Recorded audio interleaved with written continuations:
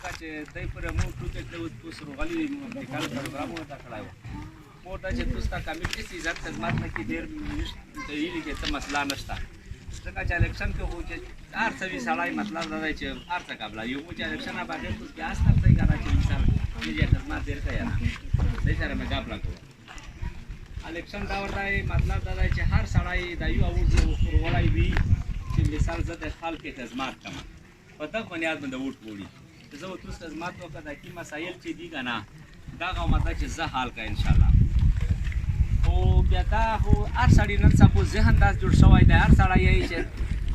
دا خبرې اوس دي چې کله جوړ شي بیا دا نشته دا ذهن یې جوړ شوی دی که نه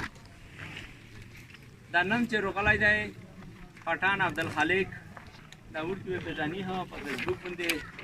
چې قسم درته وکړم مو یې تعلق نه سره جوړ شوی دی نه مې شته او ښه بنیادي نظریاتي اختلاف هم و ها او کیدای شي وي هم ها دا په پی ټی آی کې مو د ګابر سره لګو چې قیمتي سړی خو د پی ټی آی نه راوړه که نه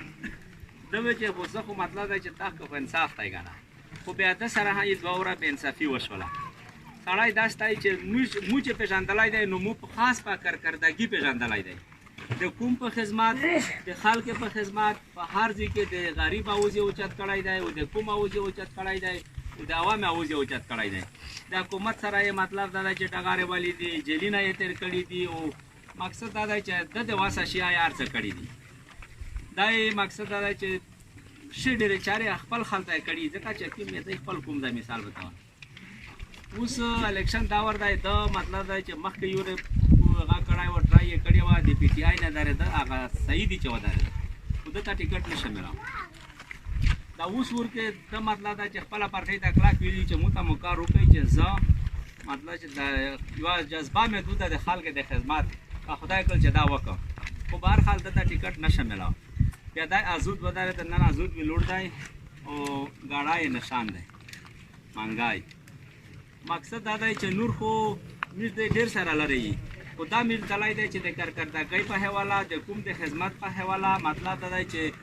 څومره نایه یې دومره ښه سړی دی دا یو تاسو ته خپلې خبرې وکړو خپلو مطلب دا دی چې کنوینس هم کړو چې کوم څه خبرې وي د کوم پروګرام وي او دا یې تاسو ته مخکې کړو الیکشن دی موږ ته نور خال کړي نور ورځي موږ ته سړي کوشش کی چې به پیږي چې یو خو دته موږ رسایي ګورو نه دو اسونه دو غنا مطلب دا چې موږ باندې چې سړی د پالیار کې نیوای شي او پورته ورتلا شي جمعته کې نیوای شي دا غوټه خبره ده او بل دا چې دالشت امید چې په تو شي چې کېدای شي څه چاره تا نور دای مطلب چې خپل خبرې ته خپل خیالات اظهار درته وکړو تو شپ په غور په توجه سره ووري ان شاء الله کې شي کدا غوا بیل مشروع دي د سره بیا چې ته ملاوي دي په څه خبرې درې بللې دی او هغه بیا وشي